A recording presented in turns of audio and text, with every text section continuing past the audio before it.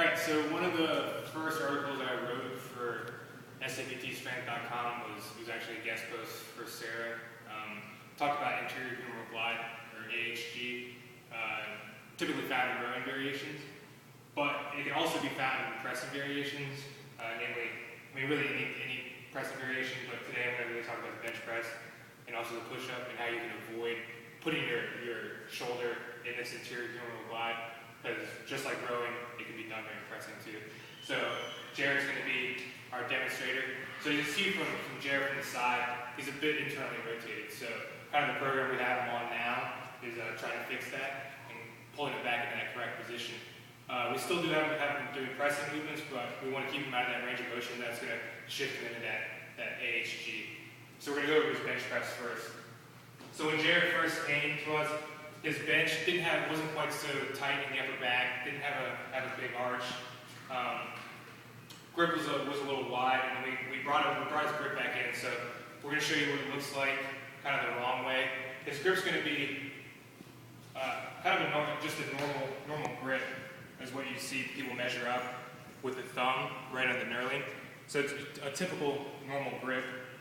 So, but what we're talking about here is with this type of close grip, it can affect the shoulder too and actually be hazardous. I know people always talk about a closer grip for shoulder health, but someone who's internally rotated and has an improper bench setup, even a close grip can be kind of detrimental to the shoulder as well. So we're going to do kind of a bad setup, or kind of the setup that he had before. So just kneel down real quick so you can see his shoulder.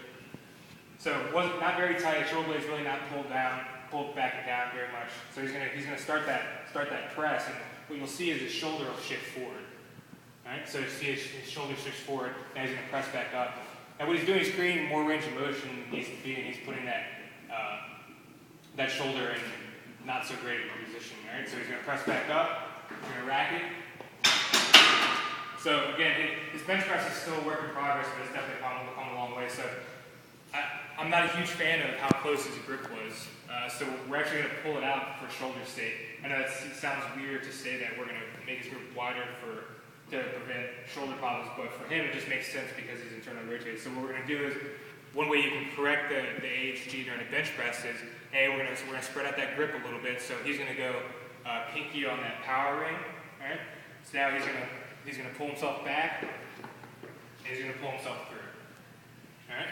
So now he's got a big arch. He's pulled those shoulder blades back and down. Now a trick I like, I'm not going to go too much into this bench press setup, but a trick I like is once you have the shoulder blades pulled back and down, he's going to jam himself hard into the mat. So he's going to jam the shoulder blades down into the mat. So that friction is going to kind of pull him down and back even farther.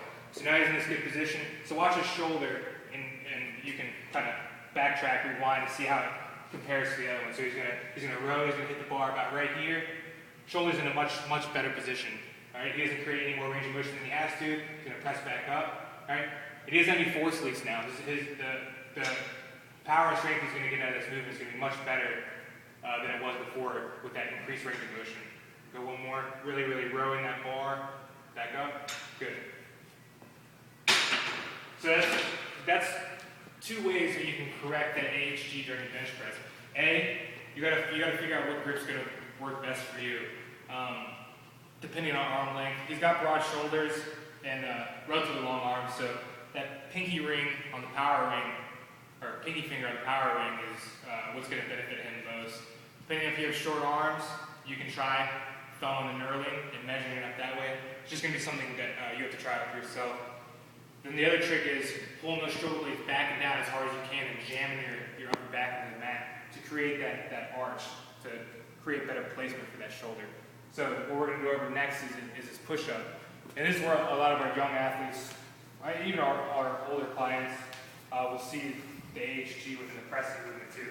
So he has a good push-up, but again, because he's slightly internally rotated, when he gets to the bottom position, you'll see his shoulder. So he's going to go down, and his shoulder's going to shift forward in that bottom position. It's just a slight shift, but even so, he's going to press back up. Even in that just that little bit of AHG can cause havoc on that shoulder. It's creating more range of motion than it has to, and it's gonna make that push-up suffer. So what we can do for this is just stopping slightly above where you see that AHG occur. So he's going to do in a normal position. So you can have a coach, friend, whoever it is, kind of just watch, measure up. All right. So he's going to go down and he's going to stop right about there. All right. So it's just a little bit above. He's going to push back up. Just a little bit above where he was. Still, I would still qualify it as a full range push-up. All right. So he's going to go back down. He's going to stop right there and then back up. All right. So he's going to do that until he can kind of work out the kinks in his shoulders and kind of pull himself back into that normal posture and correct his posture. Also, what we can do for this is, again, shoulder mobility drills and opening up and loosening the pec up a little bit. So he's going to, throughout this, he's been performing static pec stretches as well as shoulder mobility drills. So 2 good shoulder mobility drills is going to be, and T-spine drills is going to be no money. So again, performing, keeping up against the wall, letting those shoulder blades retract and glide correctly. All right, doing no monies and also doing scapular wall side. For scapular wall sides, what I recommend is going thumb towards the wall first. All right, and then as you get better, you go flat and then pinky. All right, so doing those good shoulder mobility drills is going to really help open him up, and it's going to correct all of his pressing movements. Not only that, it's going to correct his rowing movements as well. And then also, we just need to get his upper back stronger. So adding in a lot of single arm and double arm rowing movements is going to help correct everything as well.